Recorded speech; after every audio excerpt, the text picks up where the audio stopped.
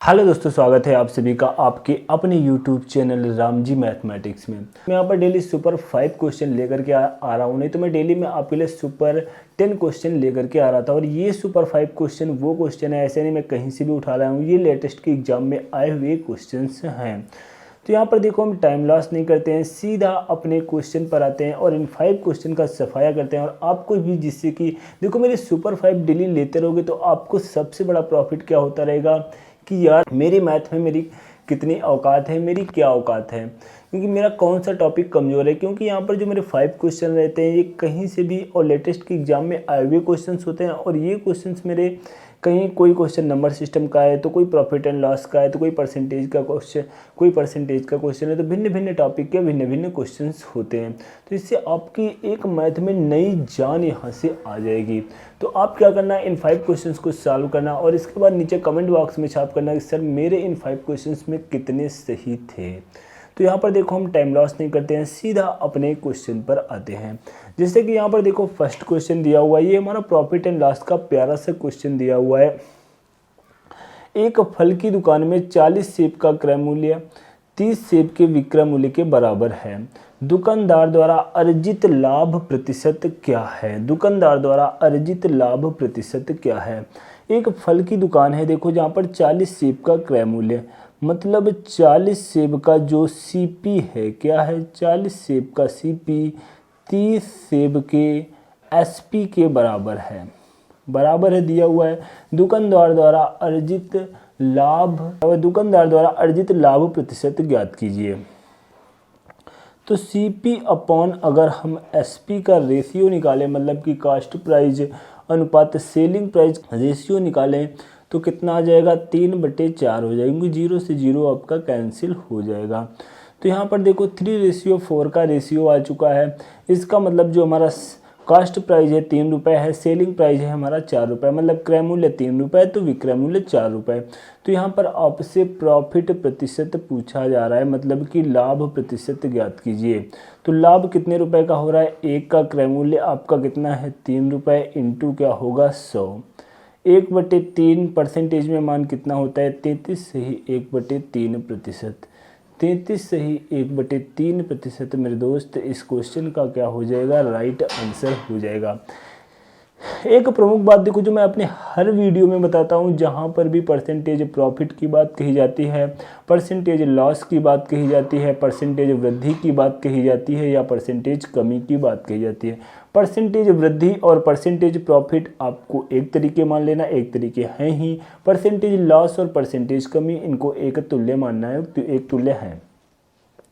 जैसे कि यहाँ पर देखो, जहाँ पर भी परसेंटेज लाभ की बात कही जाए, तो यहाँ पर लाभ और हानि में देखो, दोनों में डिफरेंस तो आपको ऊपर लिखना ही होगा, चाहे लाभ हो या हानि हो।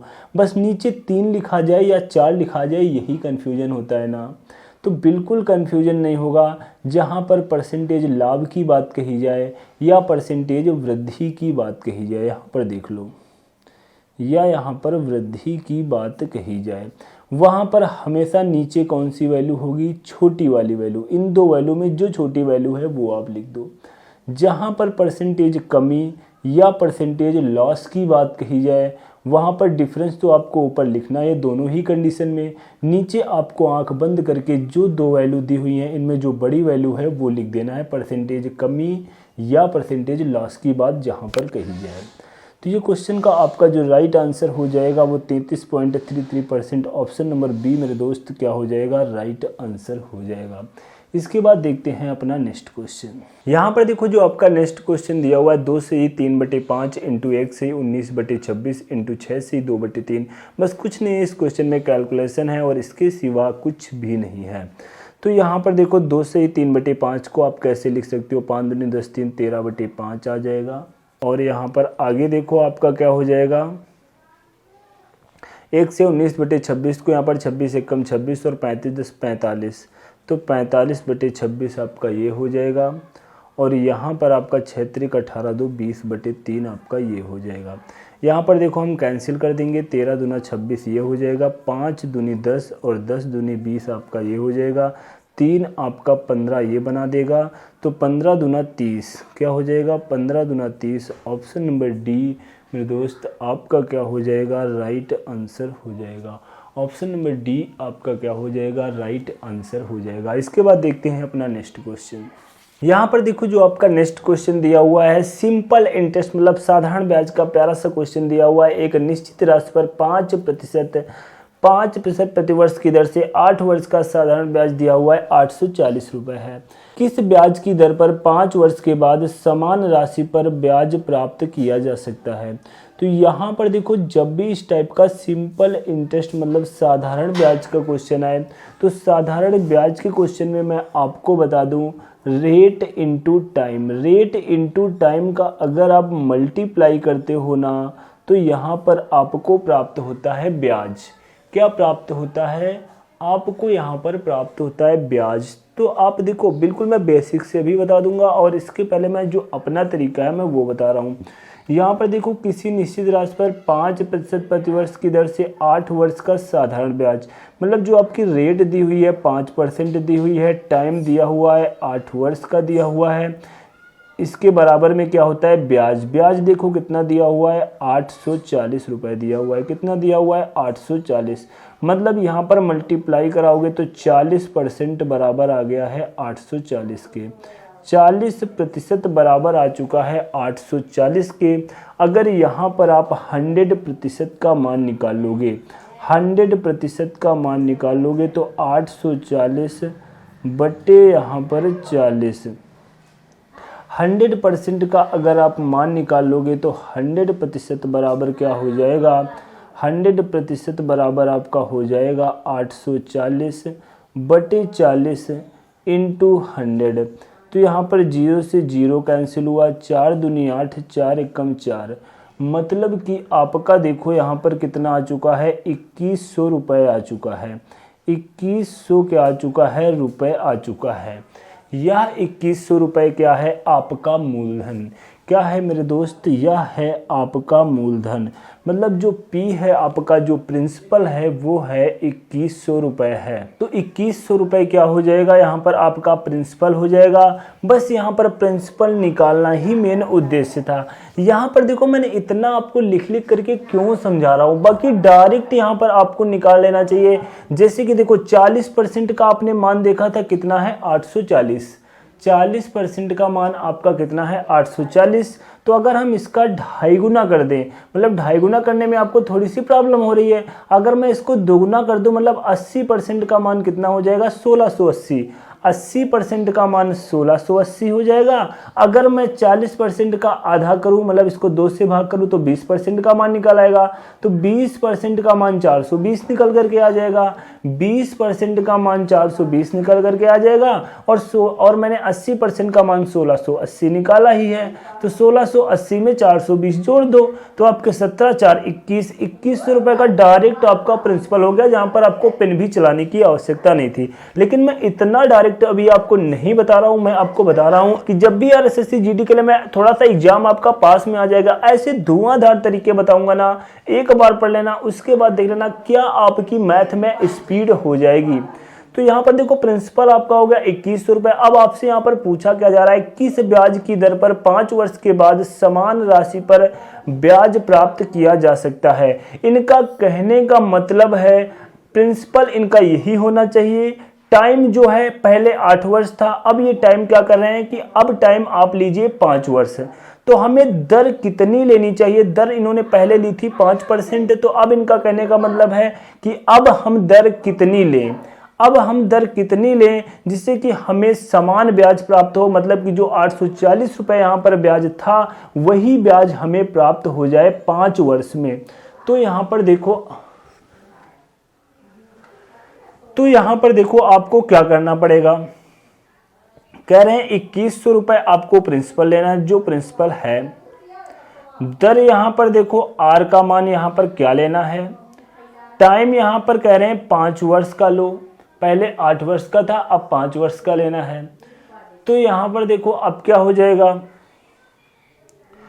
मूलधन इंटू दर इंटू समय और बटे हमारा क्या हो गया 100, और ब्याज इनका कहने का मतलब है जो 840 रुपये पहले ब्याज था वही 840 रुपया हमें अब ब्याज मिले। तो यहाँ पर देखो अब हमें बस केवल सॉल्व करना है 0 से 0 और 21 4 बार हमारा चला जाएगा और यहाँ पर 5 अट्ठे 40 हो जाएगा। R इक्वल टू हमारा क्या हो गया 8%। R इक्वल टू हमारा क्या हो गया 8%। ऑप्शन नंबर बी देखो आपका क्या हो जाएगा R इक्वल टू 8% मेरे दोस्त क्या हो जाएगा आपका राइट आंसर हो जाएगा। इसके बाद देखते हैं अपना नेक्स्ट क्वेश्चन। यहाँ पर देखो नेक्स्ट क्वेश्चन कराने से पहले आपके बीच में प्यारी सी 2 लाइनें। निंदा से घबराकर अपने लक्ष्य को ना छोड़े, निंदा से घबराकर अपने लक्ष्य को ना छोड़े, क्योंकि लक्ष्य मिलते ही निंदा करने वालों की राय बदल जाती है। इसको एक्सप्लेन करके मैं क्या समझाऊं, आप तो इतने खुद समझदार हो ही। तो इसके बाद अब अपना देख लेते हैं नेक्स्ट क्वेश्चन। यहाँ पर देखो जो आपका नेक्स्ट क्वेश्चन दिया हुआ है नंबर सिस्टम का ही प्यारा सा क्वेश्चन है। ये क्वेश्चन कराने से पहले मैं आपको एक प्यारी सी एडवाइस देना चाहूँगा कि अगर आप लोगों ने अभी स्क्वायर एंड क्यूब, स्क्वायर और क्यूब नहीं याद कर रखे हैं तो लगभग आप 50 तक की यार स्क्वायर याद कर लीजिए और 20 तक की क्यूब आपकी जबान पर रटे होने चाहिए। क्योंकि इस क्वेश्चन को मैं देखो कोई सॉल्व करके मैं भागविधि से यहाँ पर 256 का मान तो निकालूंगा नहीं, क्योंकि ये मान आपको ओरल पता होने चाहिए। जैसे कि इस क्वेश्चन में देखो मैं विदाउट पेन एंड पेपर के इसका आंसर कैसे दूंगा। जब आपको इस तरीके से स्क्वायर रूट, क्यूब रूट और स्क्वायर और क्यूब याद होंगे तभी आप ऐसे क्वेश्चन को आसानी के साथ सॉल्व कर पाओगे। जैसे कि 256 के अगर हम स्क्वायर रूट की बात करें तो कितना होगा, ये 256 का स्क्वायर रूट होगा 256 का स्क्वायर रूट होगा 16। अगर 16 को हम 105 में जोड़े तो 121 हो जाएगा। 121 का अगर हम स्क्वायर रूट मतलब वर्गमूल निकाले तो कितना होगा 11। अगर 11 को मैं 1331 को अगर मैं 11 से भाग दूं, 1331 को अगर आप 11 से भाग दोगे, क्योंकि आपको पता है जो ये 1331 होता है ये 11 का क्यूब लिखा हुआ है। 1331 ये क्या है 11 का क्यूब होता है। तो इसको जब आप 11 से भाग दोगे तो 11 का वर्ग बचेगा। मतलब आप सीधी बात अगर यहाँ पर कह लो 1331 को अगर आप 11 से भाग दोगे तो यहाँ पर 121 बचेगा। 121 का स्क्वायर रूट होता है 11। 11 आप 60 में माइनस करोगे तो बचेगा 49 और 49 का स्क्वायर रूट मतलब कि वर्गमूल जो होता है वो कितना होता है 7। तो 7 इस क्वेश्चन का क्या हो जाएगा राइट आंसर हो जाएगा। इसके बाद देखते हैं अपना नेक्स्ट क्वेश्चन। यहाँ पर देखो जो नेक्स्ट क्वेश्चन दिया हुआ है इसे हम मेंसुरेशन का क्वेश्चन कहेंगे, क्योंकि 2.8 मीटर व्यास का एक चक्का है 320 चक्करों में कितनी दूरी तय करेगा। 2.8 मीटर व्यास का एक चक्का 320 चक्करों में कितनी दूरी तय करेगा। इस टाइप का क्वेश्चन दोस्त जब भी यार एग्जाम में आ जाए ना तो आपको मैं एक ऐसा प्यारा सा तरीका बताने जा रहा हूँ, बस उस तरीके के साथ ही सॉल्व करना। देखना कितने ही चंद टाइम में आपका यह क्वेश्चन सॉल्व हो जाएगा। यहाँ पर देखो दिया हुआ है 2.8 मीटर व्यास मतलब 2r का मान दिया हुआ है। इसका मतलब त्रिज्या जो आपकी हो जाएगी वो 2.8 की क्या हो जाएगी आधी हो जाएगी। इसका मतलब 1.4 हो जाएगी। 1.4 यहाँ पर आपसे पूछा जा रहा है कि 320 चक्करों में कितनी दूरी तय करेगा। 2.8 मीटर व्यास का एक चक्का है मतलब कि पहिया है, वह 320 चक्करों में कितनी दूरी तय करेगा। मतलब कि कहने का मतलब ये आपका कोई एक पहिया है, कोई एक चक्का है जिसकी त्रिज्या कितनी है 1.4 है, जिसकी त्रिज्या कितनी है 1.4 है। 1.4 जिसकी त्रिज्या है वह देखो क्या करेगा, कह रहे हैं कि 320 चक्करों में कितनी दूरी तय करेगा। मतलब जो आपका मोटरसाइकिल का पहिया या साइकिल का पहिया दोस्त कुछ भी आपके पास है, तो यहाँ पर देखो आपका पहिया यहाँ से ज़मीन पर रखा है, बढ़ते जैसे ही आप गाड़ी अपनी आगे बढ़ा रहे हो तो यहाँ पर पूरा जब यहाँ से एक चक्कर घूम चुका होता है, यहाँ पर आ चुका तो उसने एक चक्कर में कितनी दूरी तय की, तो वो कैसे निकलेगी। अगर आप इस पहिए की क्या निकाल लो परिधि निकाल लो। सीधा सा एक बात मैं आपको एक पॉइंट नोट करा रहा हूं, वो पॉइंट अपने माइंड में सेट कर लेना कि एक चक्कर में तय की गई दूरी, एक चक्कर में तय की गई दूरी